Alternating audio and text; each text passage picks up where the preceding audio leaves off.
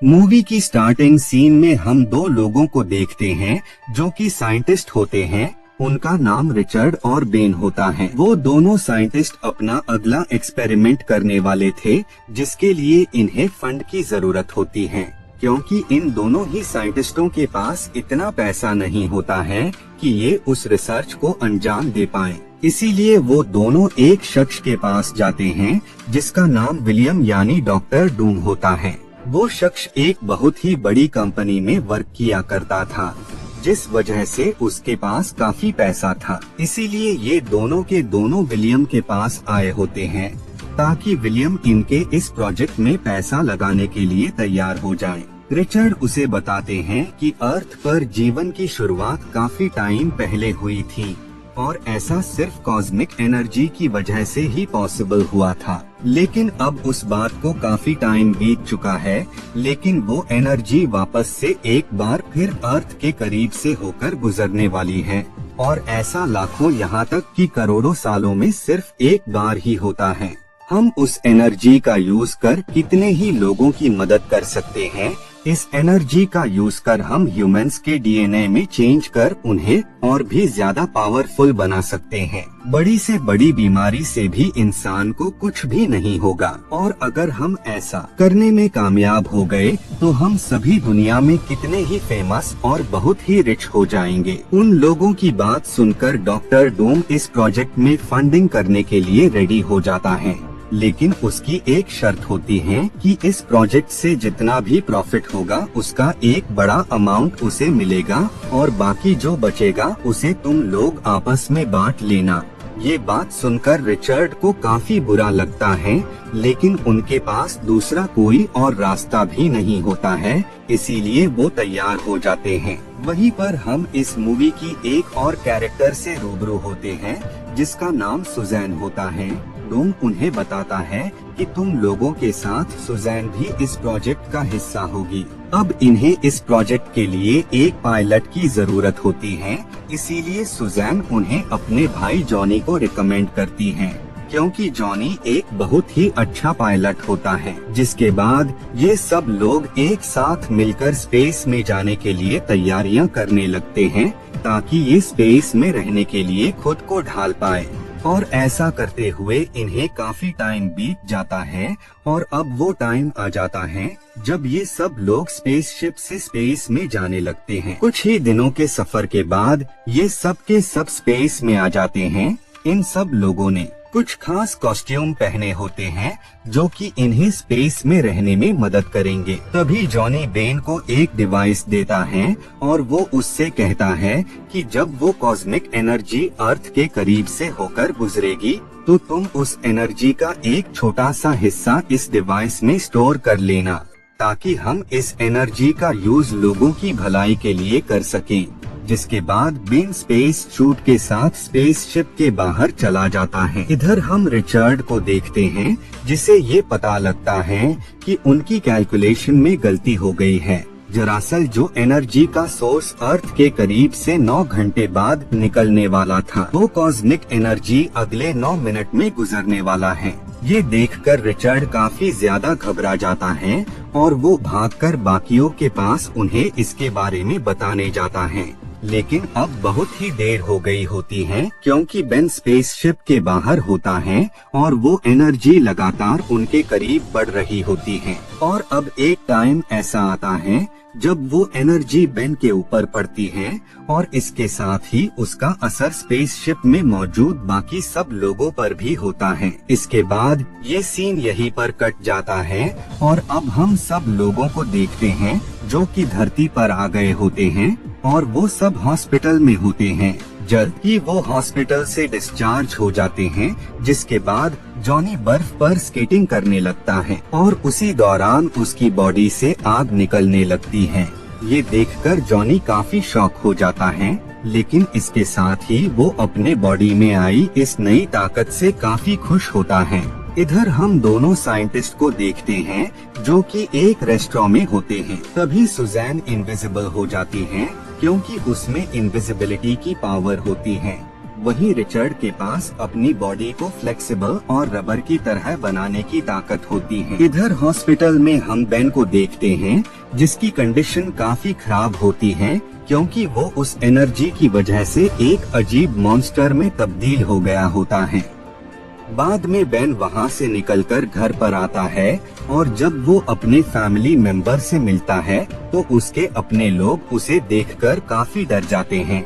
इस बात से बेन को काफी बुरा लगता है, इसीलिए वो वहाँ से निकल जाता है। नेक्स्ट डे हम बेन को देखते हैं जो कि ये डिसाइड करता है कि अब वो अलाइव नहीं रहेगा, वो खुद को खत्म कर लेगा।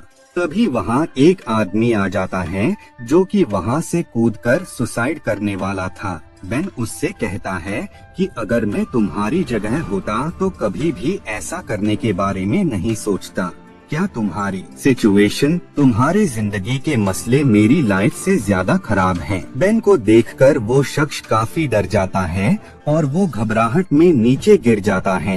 तभी सामने से एक ट्रक आ रहा होता है जिस वजह से बेन उस ट्रक के सामने आकर उस ट्रक को रोक लेता है, लेकिन इस वजह से वहाँ पर काफी बड़ा एक्सीडेंट हो जाता है।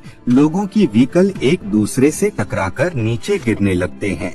तभी बेन की हेल्प करने वहाँ पर जॉनी, सुजैन और रिचर्ड आ जाते हैं जो कि अपनी पावर्स का यूज कर वहाँ पर मौजूद हर एक शख्स को सही सलामत बचा लेते हैं। अब क्योंकि उन्होंने लोगों की प्रोटेक्शन की होती है, जिस वजह से वहाँ पर मौजूद सब लोग उन चारों को अप्रिशिएट यानी उनका शुक्रिया अदा करने लगते हैं, जिस वजह से वो टीम जिसका नाम फैंटास्टिक फोर होता है वो पब्लिक के बीच काफी पॉपुलर हो जाती है। इधर हम विलियम यानी डॉक्टर डूम को देखते हैं जिसे अभी भी अपनी पावर्स के बारे में कोई भी अंदाजा नहीं होता है।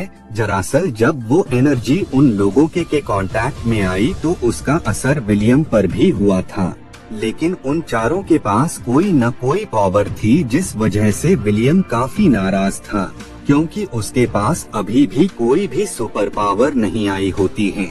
इधर हम रिचर्ड और बाकी लोगों को देखते हैं, वो सब लोग अपनी पावर्स को टेस्ट कर रहे होते हैं कि आखिर वो किस लेवल तक अपनी पावर का यूज कर सकते हैं, और साथ ही रिचर्ड एक ऐसे डिवाइस पर काम कर रहा होता है जिससे वो सब वापस से नॉर्मल इंसान बन सकते हैं। इधर हम डॉक्टर डूम को देखते हैं जो कि एक साइंटिस्ट के पास आया होता है। दरअसल डूम की पावर्स भी अब उसके सामने आने लगी थी।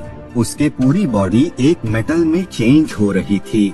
वो मेटल काफी ज्यादा पावरफुल और स्ट्रॉन्ग होता है। ये देखकर डूम काफी खुश होता है, लेकिन वहाँ पर जो साइंटिस्ट होता है वो उसे बताता है कि इस पावर का तुम पर गलत असर भी हो सकता है, इसीलिए मुझे इसके बारे में जनरल को इन्फॉर्म करना होगा। ये सुनकर विलियम को काफी गुस्सा आता है और वो उसे मार देता है। इधर हम बेन यानी थिंग को देखते हैं जो कि एक रेस्टोरेंट में होता है। बेन अपनी कंडीशन से काफी नाराज होता है और वो जल्द से जल्द वापस से ठीक होना चाहता था। तभी वहाँ पर विलियम आ जाता है जो कि बेन यानी थिंग उसके टीम के खिलाफ भड़का देता है। ये सुनकर बेन रिचर्ड के पास जाता है और वो उससे उस डिवाइस के बारे में पूछता है, जिस पर रिचर्ड उसे बताता है कि मुझे थोड़ा और टाइम चाहिए उस डिवाइस को बनाने के लिए। ये सुनकर बेन को उस पर काफी गुस्सा आता है, जिस वजह से उन लोगों में बहस हो जाती है,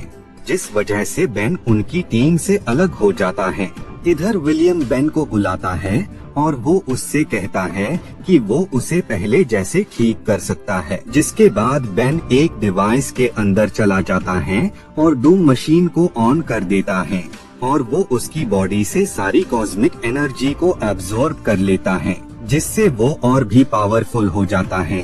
दरअसल ये सब डॉक्टर डूम ने इसी वजह से किया होता है ताकि वो बेन की ताकत को एब्जॉर्ब कर खुद को और ताकतवर बना सके। जब बेन को डूम के इरादे के बारे में पता लगता है तो उसे काफी गुस्सा आता है, लेकिन डूम बेन पर अटैक कर वहाँ से निकल जाता है और वो एक मिसाइल से जॉनी पर अटैक कर देता है, जिस वजह से जॉनी अपनी पावर्स का यूज कर वो मिसाइल से किसी तरह खुद को सेव कर लेता है। इधर डूम रिचर्ड को फ्रीज कर देता है लेकिन तभी वहाँ इनविजिबल विमेन यानी सुजैन आ जाती है। सुजैन डूम को बताती है कि रिचर्ड ने ऐसे डिवाइस को बना लिया है जिससे तुम पहले जैसे ठीक हो सकते हो, लेकिन डूम इस बात से इनकार कर देता है और वो इनविजिबल विमेन पर अटैक कर देता है। लेकिन तभी वहाँ बेन भी आ जाता है जो कि वापस से पहले जैसा बन गया होता है। बेन डॉक्टर डूम पर अटैक कर देता है जिस वजह से उन लोगों के दरमियान फाइट स्टार्ट हो जाती है, लेकिन डूम उससे काफी पावरफुल होता है। तभी इस फाइट में इनविजिबल विमेन भी शामिल हो जाती हैं, जो कि डूम पर अटैक कर देती हैं और बाद में सब लोग वहां आ जाते हैं और वो डॉक्टर डूम पर अटैक कर देते हैं। तभी जॉनी डूम के चारों तरफ घूमने लगता है और इनविजिबल विमेन उसके इर्द गिर्द एक सुरक्षा कवच बना देती है ताकि उस आग से सिटी में मौजूद किसी भी शख्स को हार्म न पहुंचे। बाद में वो लोग डूम पर पानी डाल देते हैं जिस वजह से डॉक्टर डूम फ्रीज हो जाता है। मूवी के पोस्ट क्रेडिट सीन में हम डूम को देखते हैं जिसे एक शख्स वहां से ले जा रहा होता है और इसी के साथ ये मूवी यहीं पर एंड हो